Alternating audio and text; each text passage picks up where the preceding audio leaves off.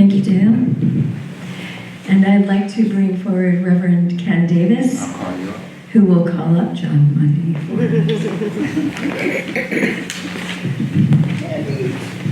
So, most of you know that I'm the Course in Miracles guy for the Center for Conscious Living. And I'm standing up here because the Course in Miracles is a strong reason we're here. And when I say that, there's a lot I can say about Jon, but the Course in Miracles is very much at the heart of it. He's an author, lecturer, publisher, former publisher at this point of Miracles Magazine, director of Miracles Studies Program at the All Faith Seminary in New York City. My alma mater. He taught courses in philosophy and religion from 1967 to 2008 at the New York School University and the State University of New York with a specialization in the history of mysticism, blah, blah, blah. Now, these are a bunch of facts. I mean, he's written a bunch of books, but let me tell you a little bit about Jon and then about the Course. Jon is a mystic, but he is basically probably one of my few experiences of a complete human being. To know Jon is to actually be introduced to the Course because of his behavior. I don't know many people who teach because of their behavior, but he does that. He also teaches brilliantly with his words, verbally and orally too, don't get me wrong. But I think that quality of personhood is what is one of his strongest features. Now, just a brief thing about the Course in Miracles. Now, many of you think you know what it is, but maybe you don't. I just want to be clear so you understand why we're here. The Course in Miracles is the most modern version of what is called the perennial philosophy. The most modern version, well, the oldest version is probably the Vedas. Okay, but it's the same philosophy, which basically understands the reality of the human experience through a deep examination of it through meditation and reflection. And this was discovered at the foundation of the human philosophy, that there's a changeless reality beneath the world of change. And that this same reality is at the core of everyone. It doesn't matter how despicable they seem to you, it's there. And number three, and most importantly, the purpose of life is to discover this reality experientially. And what that comes down to is living your life out of understanding the truth that's underneath every crazy, insane thing that you know about and hear about in the world and on the news.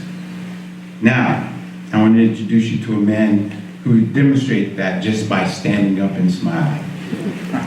Jon Mundy.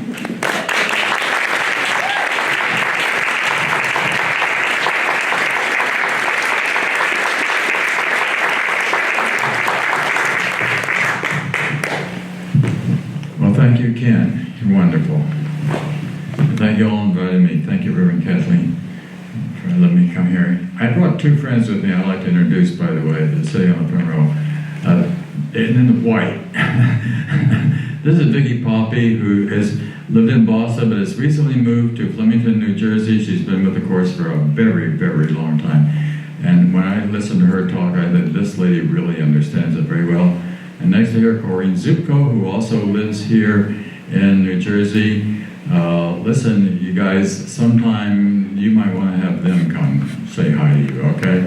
She's the author of From Anxiety to Love. From Anxiety to Love. Just in case you'd like to move in that direction.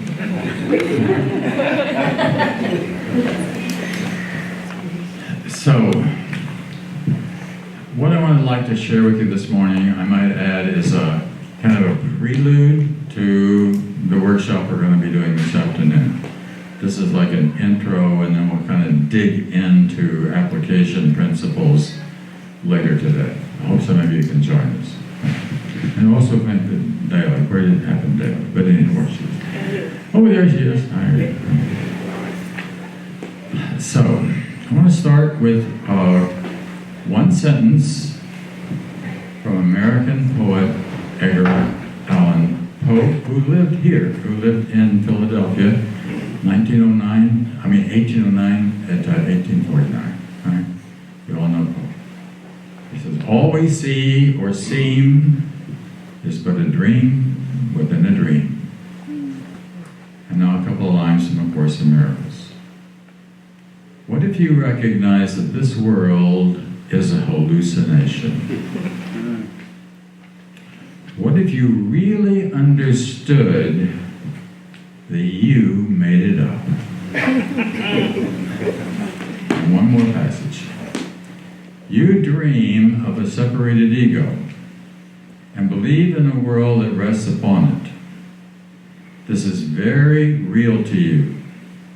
You cannot undo it by not changing your mind about it. That's a central thing. You can't undo it without changing your mind about it. If you are willing to renounce the role of guardian of your thought system and open it to me, that's Jesus, I will correct it very gently and lead you back to God. So the idea that this world is a dream, something that we're making up as we go along, is hardly new. We can go back to Plato and the cave.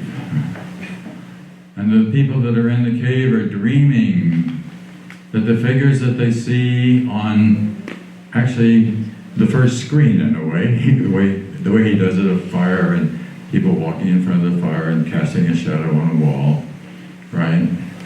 Those characters, they think that those characters are real. But then Plato says, what would happen if one of those characters could get out of that cave, out of that dream, out of that fantasy, and see the light of the sun? And then he would come back into the cave and he would tell the unconscious folks, if you will, about what he's seen. And he said, wouldn't they think he is crazy? Wouldn't they just think he's nuts? So what does Jesus do? Jesus comes into the world and he tells us about another world. And he says, you know, that's the real world. That we would call it heaven. Heaven's the real world.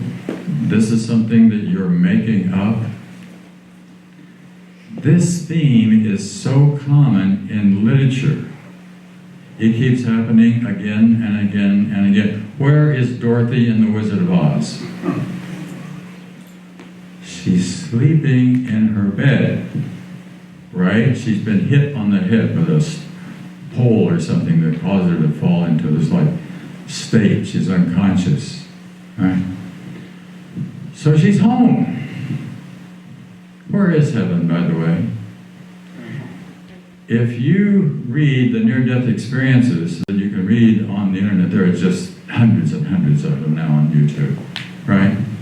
One of the most common themes that you will see throughout is they all will say, that was home.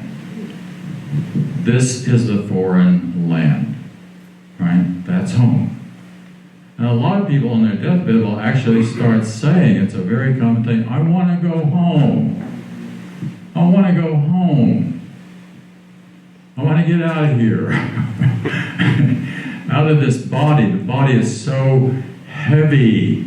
It takes time. It takes all of it. My goodness, you got to feed it and wash it and dry it. And all that stuff every day long. Think of all the time it takes to take care of this thing, right? And it can get sick and it really upsets you, right? Right? You're not a body. Course in Miracles is very clear. You are not a body. Bodies only last for just a moment, just maybe 90 years. That's nothing, absolutely nothing. Relationship to infinity, it doesn't even add up. Now you may say, well, I am perfectly awake. Yeah. Then why do we do unconscious things? Why do we get caught in addictions, for example? By the way, if you want to really go to sleep, get caught in an addiction like alcohol or something. That's a really good way to just put yourself to sleep, and then you don't see anything about what's really going on, except that you know that you're living in a life of despair, or that's called a nightmare. A really, really unpleasant dream. Right? Where is Alice in Alice in Wonderland? Huh? She's sleeping. She fell asleep under a tree. And she had this incredible wild dream. My goodness. Right? About something that was going on, and she was down in this hole and unconscious again, trapped down there. There's a popular, at Christmas now, show for children. It's called The Polar Express, where there's a boy who goes to the North Pole to visit Santa Claus at Christmas time, right? But where is he really? He's sleeping. It's all a dream. One of the most popular books of all time, you may never have heard of it, but it really was, and best-selling, Pilgrim's Progress by Jon Mundy. The reason you may not have heard of it because it was written in 1668. It was one of the very first novels required reading in all Protestant schools. So about the 18th and the 19th century, this is required reading in Protestant schools. It's about a journey, and some guy is going off on a trip. His name is Christian, and he's going to some place called the Celestial City, trying to find the Celestial City. Guess what the Celestial City is, right? It's heaven, and he goes through all these difficulties and struggles along the way. By the way, he's carrying a backpack on his back, and the backpack has different names on different sections of it, and as he goes through these, he goes, for example, through the sloth of despond. You ever been through the sloth of despondency? Oh my God. But he gets out, so he's lost part of his word. That's what the trials are for. The trials of the Course in Miracles principle number 7 of the 50 Miracles principle says miracles are everyone's right, but purification is necessary first. First we got to clean up this dark stuff that we got attached to us. It is no accident, by the way, that the Course in Miracles was given to 2 professors at a major Ivy League university, Columbia University, the oldest university in New York State, right? Top, the head of the Department of Psychology, and his assistant get this information. Helen was very psychic. Helen was very receptive, right? She could take it, and she got it. And Bill understood that it was true. The head of the department understood that this was true. It is so deep. They understood depth psychology. They understood Freud and Jung. And what are Freud and Jung saying? What is the major discovery of Freud and Jung? The unconscious mind. And how the unconscious mind is the thing which is guiding so much of our lives, and we don't even know it. Unless you get into trouble somehow or another along the way. And you begin to realize that you should be more conscious, you should wake up, you should be paying more attention. What we're going to be talking about this afternoon is living a lucid life. What does it mean, living a lucid life?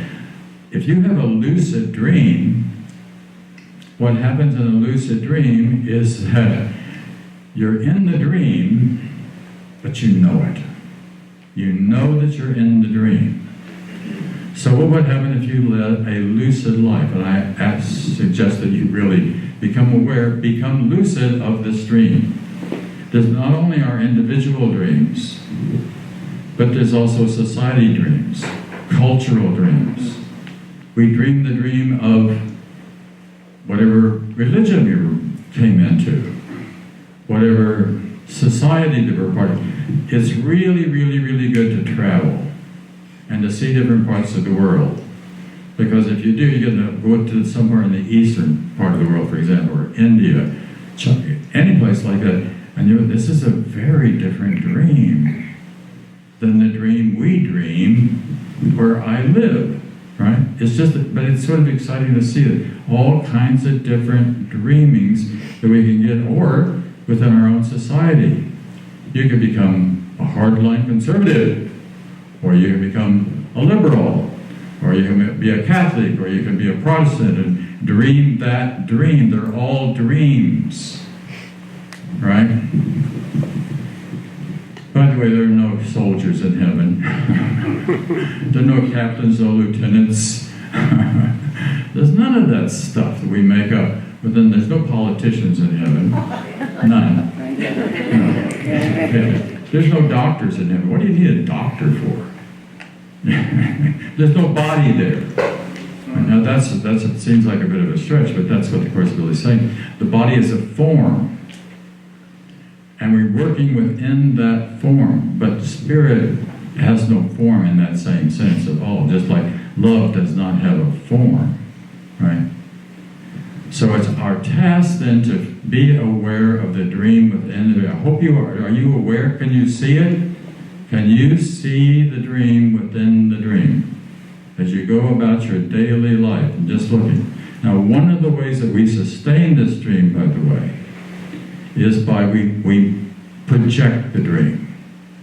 We all make up our individual. This is a very important point in terms of the Course in Miracles. Projection makes perception. That line, three words, rather, projection makes perception, is crucial in understanding the Course. Projection makes perception. The world is what you make it. Nothing else. It's just what you're making it. We make it up all the time. And what we're going to look at this afternoon is ways that we continue to keep the dream alive. And ways that we keep the dream alive is by judging the world. We have all the judgment. Well, judge this and judge that. Analyze this, analyze that. Well, so you don't like a former president. Right? So we can make all kinds of judgments about that. Or whatever it is that we're making judgments about. Our judgments keep us asleep because we're not looking with loving eyes. We're looking with judgmental eyes upon the world. We're condemning and complaining. As long as you're condemning and complaining, oh boy, you're going to some nightmare somewhere.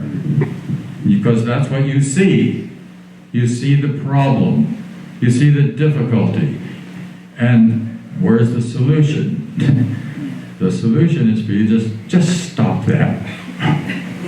Just stop it. And just let the world be what it is. Let people be let everyone be who they are. You want to fix it? Well, fix this first. Fix this, and then you'll understand that your relationship to that outside world and all those, quote, people out there is, well, first of all, we're going to go over the different characteristics of a teacher of God this afternoon. One of them is patience. Just be patient. Just let them be who they are. The line is, seek not to make of love an enemy. That's a line from the Course. Let him be who he is. Seek not to make of love an enemy. Making an enemy out there is creating a story, a drama, a soap opera about what you think is going on, but it's just a soap opera. It's just a story. And we all have our stories, don't we? And all those stories that's your dream. That's the dream that you got going on, and you continue you tell the story. You tell the story a lot to the world. That amplifies the dream and keeps the dream alive. And it's not to say you shouldn't tell your story and you shouldn't share it, but don't think that's who you are. I'll tell you who you are in case you don't know. You are a son of God. You're the daughter of God.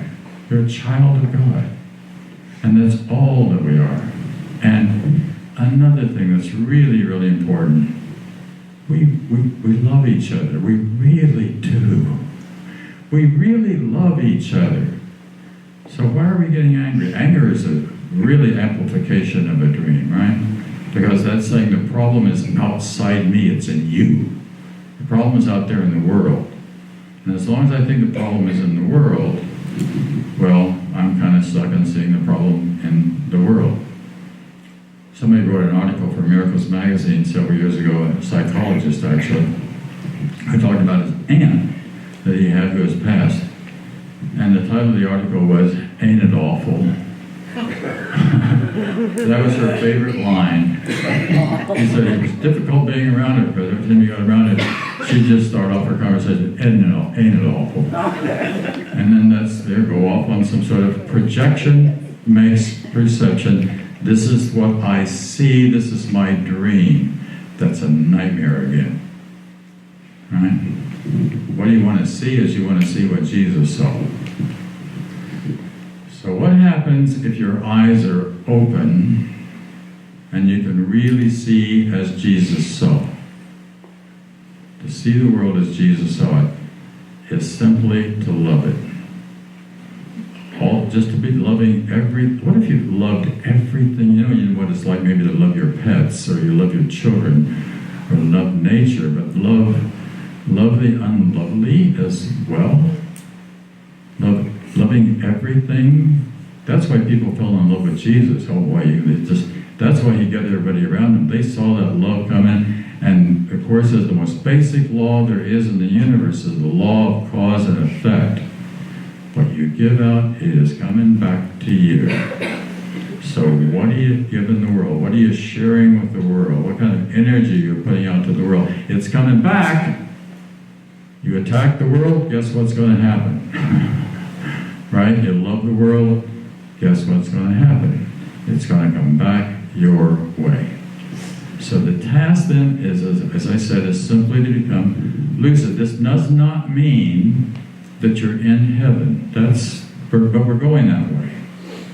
The Course talks about what he calls the happy dream and the real world. And the happy dream in the real world is where you begin to change your mind so that you do begin to see things better, more lovingly, clearly. That's what lucid means, clear, right? Clear and honest. Honesty is very important. You don't lie to the world. You be honest, because that's going to come back your way too.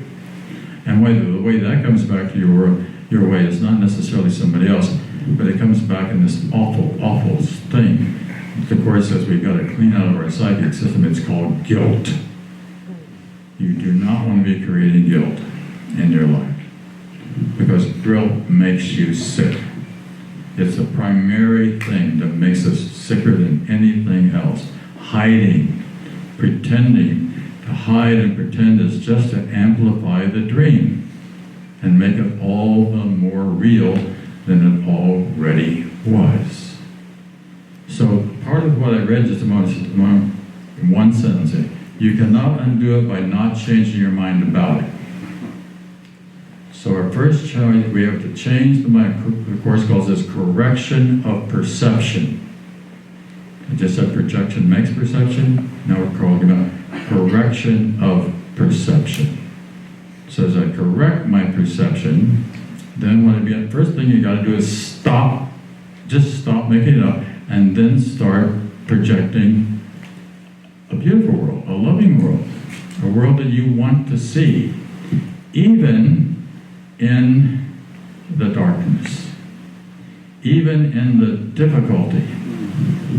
Every Friday and Saturday evening, from 3:30 to 10 o'clock at night, my wife and I are in charge of our 3 grandkids, right? What way is that fun? And it is. It can be, but Garrett, the 3-year-old in particular, is all about me. My toy. You take my toy. Okay, now we go. It's a lot of fun. But deep underneath there's a lovely little boy. He's just a lovely little boy. And like a couple of nights ago, he and I got into laughing together.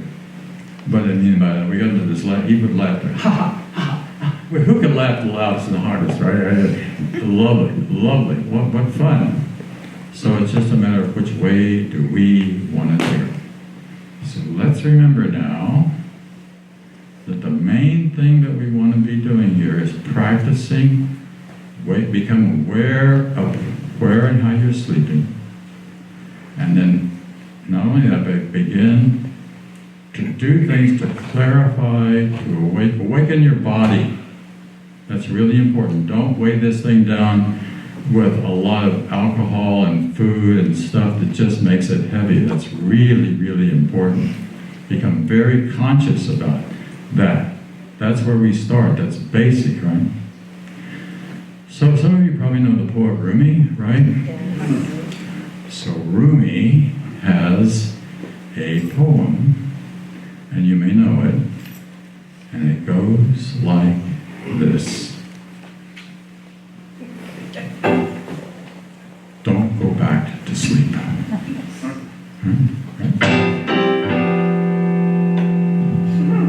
All right, so we're all going to say that. We're all going to do a little chant. We're going to do about a minute of this. Okay? Don't go back to sleep. Don't go back to sleep. Don't go back to sleep. Don't go back to sleep. Sleep. Don't go back to sleep. Don't go back to sleep. Don't go back to sleep. Don't go back to sleep. Don't go back to sleep. Don't go back to sleep. Don't go back to sleep. Don't go back to sleep. Don't go back to sleep. Don't go back to sleep.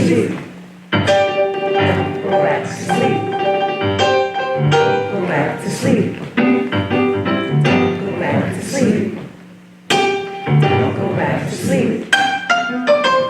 Go back to sleep. Go back to sleep. Go back to sleep. Go back to sleep. Go back to sleep.